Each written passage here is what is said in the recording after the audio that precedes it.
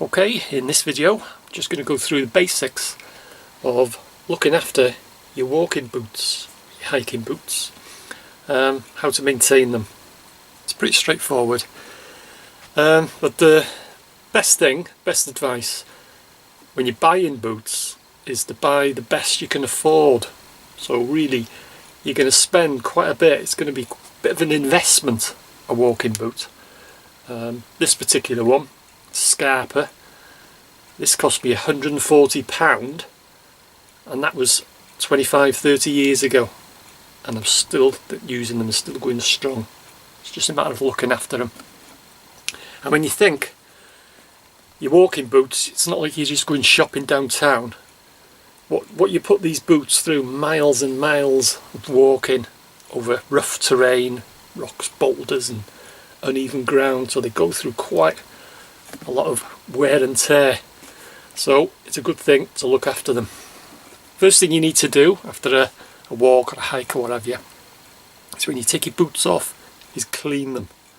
It's best to do it as soon as you can, really, preferably just after you've taken them off. You'll find them much easier to clean. And what I use is just lukewarm water or just cold water.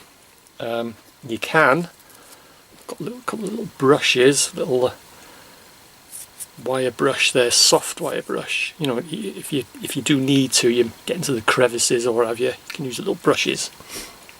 And apart from just ordinary water, never use detergents or soaps or anything like that. You can get this Nikwax footwear cleaning gel. You can use that if you want.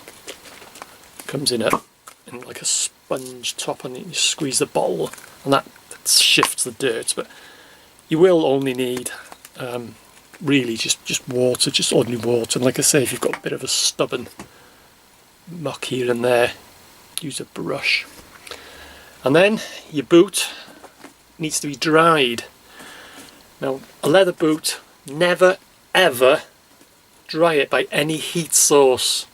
Never put it by a fire or use a heat source to dry your leather boots, because they're not going to last. If you do that, you'll quickly ruin them. Always put them in a room temperature and just let them dry out. Never ever use a heat source to dry your boots. Once your boots are dry, you need to reapply some waterproofing. They come in, well, the basics that I use, Nikwax, tin of Nikwax here. Don't think you can get it in tins now, I think it comes in tubes. Excellent bit of kit. Oh, if there was smell-o-vision now. Oh, it's lovely. So that's Nikwax. Like I say, I think they just do it in tubes now. And this, you can get G-Wax. This is beeswax. I'll show you how you use them now. Oh, beautiful smell. And also I've got another G-Wax. That's a G-Wax gel. It's a lot softer. Oh, I love the smell of these stuff.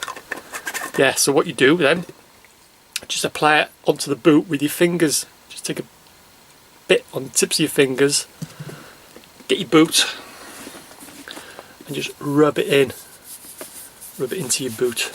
Just keep reapplying it until the whole boot is covered in the wax or the beeswax or the gel, whichever sort of you want to use. And also you can use, I've got there, if you've got fabric and suede, it's in Nikwax as well. And what's that one? Nubuck and suede, you can use them as well, but I prefer to use the waxes.